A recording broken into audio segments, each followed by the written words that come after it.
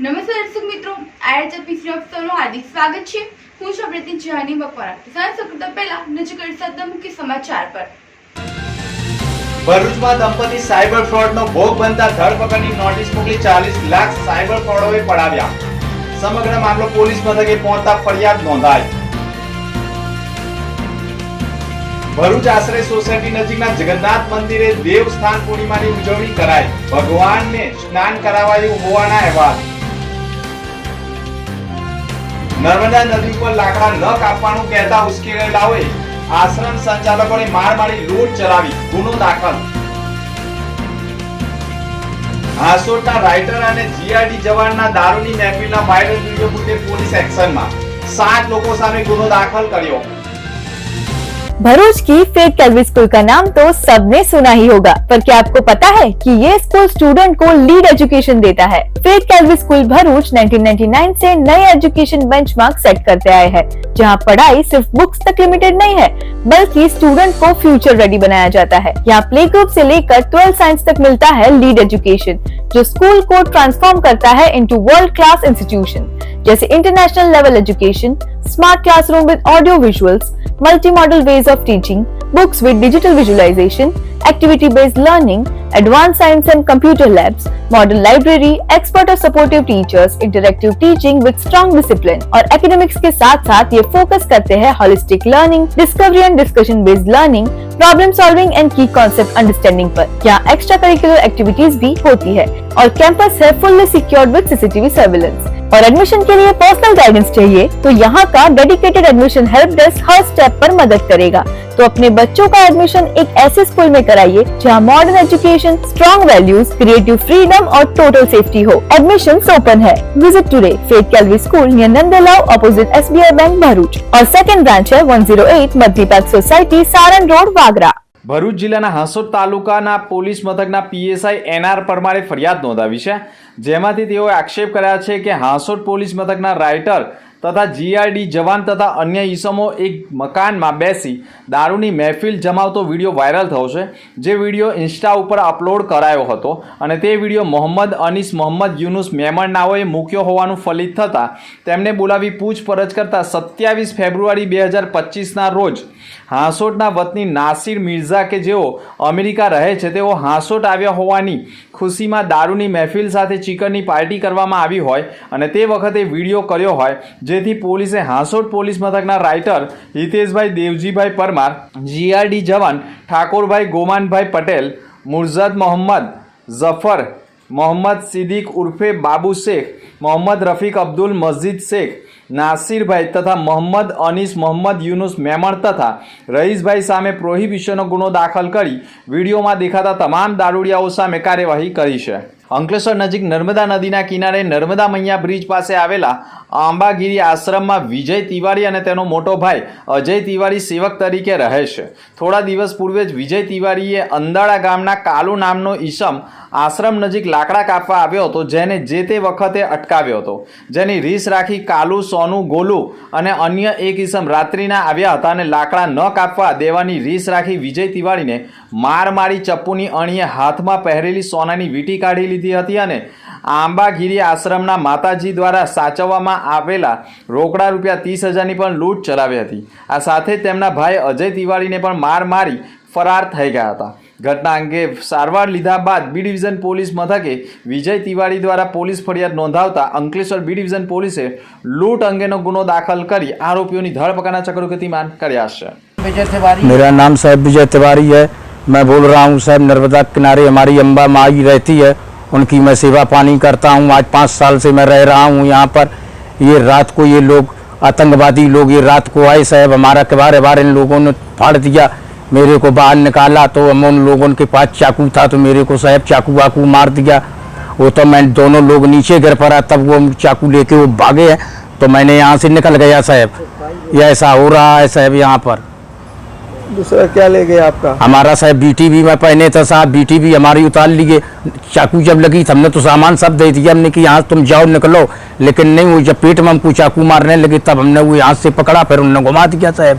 इसमें हमारी हड्डी निकल आई तो मैंने भाग दिया फिर यहाँ से। ऐसा था उसमें जो एक आदमी काला कालिया है, उसको पता था इन लोगों को कि यहाँ माई का पैसा गाय का है, जिगर महाराज ने पैसा दिया था, वो पैसा का भी पता था कि यहाँ इन लोगों को पता था पैसा का। हमारे पास उनने की वो लोग यहाँ पे आते हैं। हाँ, वो लोग पीछे शंकर दास के आश्रम पर ये लोग आते थे, रात के 1-1, 2-2 बजे यहाँ से निकल रहे हैं आश्रम पैसे। तो मैंने उन लोगों को मना भी करते थे, तब भी वो टेंशन करते थे, और 2-1 बार हम हमारे आश्रम पर झगड़ा करके चले गए साहब। ભરૂચ જિલ્લામાં પોલીસને તસ્કરોનો ખુલ્લો પડકાર હોય તે પ્રકારે તસ્કરો બેફામ બની રહ્યા છે. અંકલેશ્વર રેલવે સ્ટેશન પર આવેલી ભવાની મોબાઈલની દુકાનમાં તસ્કરોને ચોરીને અંજામ આપ્યો છે. પોલીસ ચોકીની બાજુમાં જ આવેલી ત્રીજી જ દુકાનમાં ચોરીની ઘટના સામે આવી છે. રાત્રિના સમયે કોઈ અજાણ્યા ઈસમો દ્વારા ચોરીને અંજામ આપ્યો હોવાનું સામે આવ્યું છે. છતનું પતરું તોડી દુકાનમાં પ્રવેશી હજારો રૂપિયાના મોબાઈલની ચોરી કરી ફરાર થયા હોવાના અહેવાલો સામે આવ્યા છે. ઘટનાની જાણ શહેર એ ડિવિઝન પોલીસને થતાં પોલીસ કાફલો પણ ઘટના સ્થળે પહોંચી ગયો હતો. લોકલ ક્રાઇમ બ્રાન્ચની ટીમ પણ તપાસમાં લાગી ગઈ છે. ડોગ સ્ક્વોડની મદદે પણ તપાસ કરવામાં આવી રહી છે. સમગ્ર ઘટનામાં સીસીટીવી પણ દુકાનમાં લગાવેલા હોવાના કારણે અજાણ્યા ઈસમો પણ સીસીટીવીમાં કેદ થયા હોવાના અહેવાલો મળી રહ્યા છે. પરભુરામ ચૌધરી, ભવાની મોબાઈલ દુકાન છે. રાતમાં 9 તારીખને રાતમાં ચોરી થયેલી છે. 12 મોબાઈલ ગયા છે. રેલવે સ્ટેશન બાજુમાં જ છે દુકાન. પોલીસ ચોકી બાજુમાં, કેલાસ ઘડિયાળ બાજુમાં છે. રાતમાં ચોરી થઈ ગઈ છે અને પોલીસ ચોકી મેં કમ્પ્લેન લખાઈ દીધી છે. 66,000 करीब 66,500 आसपास में થઈ ગઈ છે. QCFI અંકલેશ્વર ચેપ્ટર અને PP સવાણ યુનિવર્સિટી દ્વારા સંયુક્ત રીતે રિમેઝિનિંગ HR પીપલ પેપર્સ પ્રોસેસ અને પ્રોગ્રેસ વિષય ઉપર HR કોન્ક્લેવનું આયોજન કરવામાં આવ્યું હતું. આ કાર્યક્રમના ઉદ્ઘાટન સમારંભમાં ડૉક્ટર વિપિન કુમાર તથા director HR Kohler Indian corporation private limited ઝઘડિયાના ડૉક્ટર પરાગ સંઘાણી તથા provost PP Savani university Kosamba તથા Pravindan Gadhvi AI manufacturing UPL limited ઝઘડિયાએ પ્રાસંગિક પ્રવચન કર્યું હતું. આ ઉપરાંત એમ્પ્લોયી રેઝિલિયન વિષય ઉપર પેનલ ડિસ્કશન કરવામાં આવ્યું હતું. ડૉક્ટર SK રાયઝદા HR સ્ટ્રેટન ફોર્મર તથા global CHR Piramal glass Shri Sudhir Sethi તથા chief people officer and legal HR Inox India limited Suren Rathod vice president HR Idex corporation દ્વારા આ વિષયો પર વિશેષ માર્ગદર્શન આપવામાં આવ્યું હતું. ઔદ્યોગિક રીતે પાંગળી રહેલ ભરૂચ જિલ્લાના ઉદ્યોગ આધુનિક વ્યવસાયિક વિશ્વમાં ગતિવિધિઓથી અવગત રહે તેવા આશ્રય સાથે ભરૂચ ડિસ્ટ્રિક્ટ મેનેજમેન્ટ એસોસિએશન દ્વારા તારીખ 13 અને 14 જૂનના રોજ 10મું નેશનલ મેનેજમેન્ટ કન્વેન્શન યોજાશે. જેમાં ઉદ્ઘાટન સમારંભમાં જાણીતા અર્થશાસ્ત્રી મોન્ટેક સિંહ આહલુવાલિયા 158 વર્ષ જૂની ભારત સરકારની બાલમેલ લોરી એન્ડ કંપનીના ચેરમેન અધીપ પાલ ચૌધરી, ગ્રાસિમ ઇન્ડસ્ટ્રીઝના global business chief operating officer K Suresh ખાસ ઉપસ્થિત રહી માર્ગદર્શન આપશે એમ BDMAના પ્રમુખ દેવાંગ ઠાકોરે કહ્યું હતું. 2 દિવસીય કન્વેન્શનમાં Trump trade and tariff, business process innovation, green energy and efficient technologies, industrial titans on transforming work culture, repairing the benefit of the artificial intelligence for smart manufacturing સ્ટાર્ટઅપનું પણ વિશેષ માહિતી આપનાર હોવાના અહેવાલો મળ્યા છે. ભરૂચ શહેર ડિવિઝન પોલીસ મથકનો સ્ટાફ પેટ્રોલિંગમાં હતો તે દરમિયાન બાતમી મળી હતી કે લોઢવાડના ટેકડા સિદ્ધનાથ મહાદેવ મંદિર સામે ખુલ્લી જગ્યામાં મહિલાઓ સહિત કેટલાક ઈસમો જુગાર રમી રહ્યા છે. જેવી બાતમીના આધારે પોલીસે દરોડા પાડ્યા હતા.